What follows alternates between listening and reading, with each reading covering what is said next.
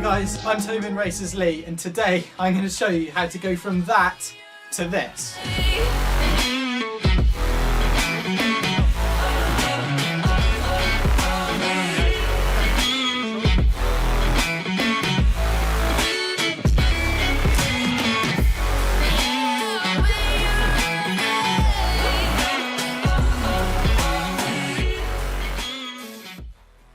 Now step one is pick the right game. Now you've probably already done this. You're probably already playing a game and you probably enjoy the game, which leads me on to my second point, that it's so important that you do enjoy the racing game you're trying to pursue, because if you don't, I promise you it won't work. Like, you won't get good enough at it if you don't enjoy it, because you need to be prepared to play this game quite a bit to get to the standing, because that's how it works if you're going to be a professional player.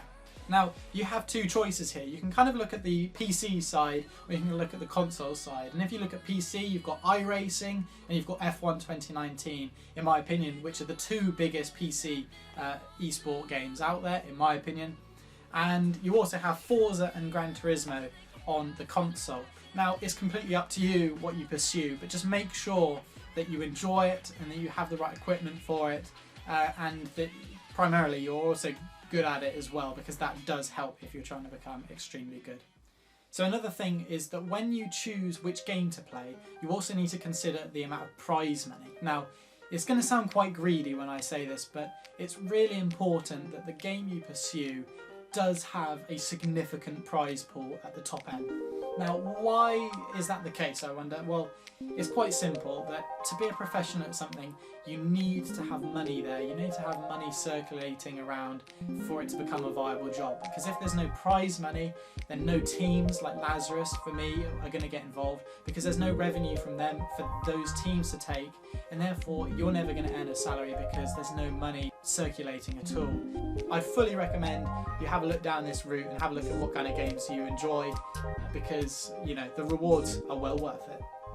Now, step two is play with a purpose. And what I mean by that is that most people, when they play racing games, play it only to have fun. So they go online, you know, maybe they treat it semi-seriously, but they probably go taking people out like most people do if you play online. But the truth is that if you want to do well, you have to take it, well, not take it seriously as such, but you want to play with the intent to get better. So you want to race time trials, you want to do races that are quite serious and quite taxing, like endurance races, and you really want to focus on your speed and consistency and building them up right from the moment you start, which is now. Now, I think it's super important, and I definitely owe a lot to the fact that I got involved in community league racing. Now, no matter what game you play, there's always going to be some non-prize money fun community tournaments, and if you find a semi-serious one where you can learn and play these competitive races that are in the style of what an esport event would be like, it just prepares you in a way that nothing else really can. Like, it builds up your mindset, builds up your resilience, and that's why I think that that's step two to becoming a professional esport driver. Now, my third top tip to become a pro esport driver is to play and to practice with drivers that are better than you. Now, the worst thing that you can do when you're preparing to make your break as a professional player is to actually be scared of people. You don't ever want to see anyone and think, oh, I can't beat them, or oh, you know, they're better than me and I will definitely lose. And what you have to do is practice with people that are better than you, and you will not only learn from them and they will drag you up to their level, much more so than anything else really can, but you will also get used to being around people that are really fast, and naturally you will become more comfortable and more able to perform under pressure as a result. One of the best ways you can do this actually is quite similar to the last step, and you can join not a community league but a community team.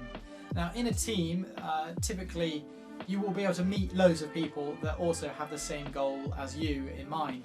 Now, not only are they competitors, but they will also likely be very, very good at the game themselves.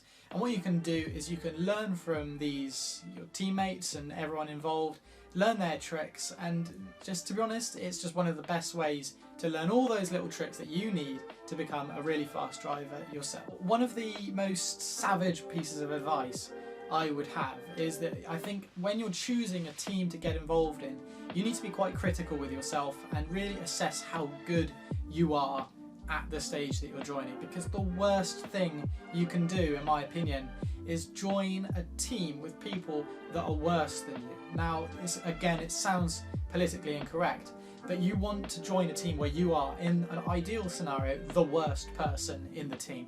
If you're the worst person, you're only going to go up. You can only learn and improve from there. However, if you're in a team where everyone is worse than you, they will obviously love having you in the team, as they will be learning off you, but you will not be learning. And in terms of that selfish world of esports, you kind of need to be, you need to be the one improving yourself if you're going to make it as a professional, unless you're already one of the best in the world. And that's why that's my third top tip to becoming a professional esport driver. Now, my fourth top tip on how to become a pro esport driver is to practice a lot. But that's obvious, everyone knows that. You have to practice a lot to become a pro, but my real top tip is actually not practice a lot, but work out how you practice and be really clever about your practice. Now, for example, for me, I was always surrounded by people when I was going through the ranks, by people that would just put in hours and hours and hours, and that is how they would improve at the game. But in reality, I realised only really recently that you can achieve a lot through practicing in a clever way. For me, it's practicing in moderation. So it's practicing in small little chunks, but to a really high intensity. It's how I make the most of my practice, and it's just how I stop myself from getting burnt out, and I also retain the skills that I learn, and it's transformed the way I practice. Now, as a sim racer in a professional or community team, you're definitely going to find yourself having to practice for events that are team-based. And as a result, there's going to be group practice sessions most likely that you're going to take part in. And one of the tricks that I found actually is that for me, I found it very much easier if instead of practicing right from the off with other people, I find it's way easier and way more effective if I take the time beforehand to practice alone, get up to speed on my own time, and then join in with the others to practice. Because otherwise there's just a lot of stress on getting good quickly, and you're always comparing yourself, and it's a bit of a nightmare. Now, my final tip, tip 5, comes after you've done the practice and after you've done all the rest of it. And it's very simple, that you need to prepare for change. Now, what do I mean by this, I hear you all ask.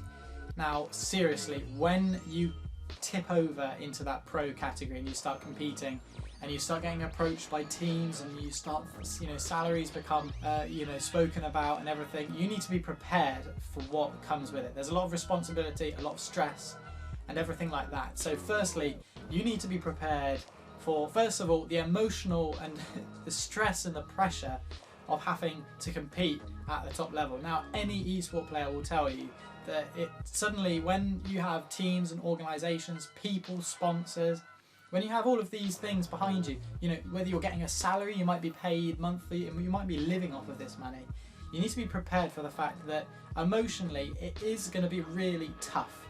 This is not an easy job playing video games. It's not as easy as anyone says, in my opinion, because there's so much that comes with it. Because there's so much that you need to manage in order to do this successfully, whether it be your emotions or whatever. But that also leads me on nicely to, you need to be prepared with your legal stuff. Now, in my opinion, esports is still a growing industry, and I think that there's quite a few teams and organisations out there that are out to exploit people in this new growing industry, and you need to be very prepared that you're not going to be exploited by that. And by that I mean, you don't want to go for the first offer that you see. You don't want to, not read small print. You don't want to fall into any form of risky category whatsoever. Perhaps another video entirely on that can come up, because I've heard and I've done talks on, and I've heard so many horror stories from people that have been exploited just because they're maybe not as experienced, or they're made to think that they should be grateful to be in the position that they are in. And finally, with that, with more eyes coming onto your performances, it's going to be really important that you build a brand. Now, the most successful players are not necessarily the players that win, it's the players that have a big following. It's the players that can interview well without swearing. It's all these simple things add up to your overall brand. And when your brand is strong, no matter what your results are like, you're always going to be worth a lot to an esport organisation. Definitely, it's probably harder to get your results than your brand. So I would really aim on building a brand early, establishing that, maybe doing content yourself, because it does help massively. And it's one of the things to be honest, I kind of struggle with, being honest. But you know, if you build all that up, you'll find that as a professional esport player, you really thrive in this really cool, exciting new scene. Thank you so much for watching. I really, really do appreciate it. And if you're still here, please, a thumbs up would really, really go a long way. A subscription down below as well, just down there, I think, or down there, one of the two corners. A subscription goes a long way as well. We're about to hit 1,000 subscribers, which is awesome. But if you're enjoying and you want more, you know, that's how I know whether to make more of this content to help everyone. But either way, look, seriously, thank you ever so much for watching, and I'll catch you next time.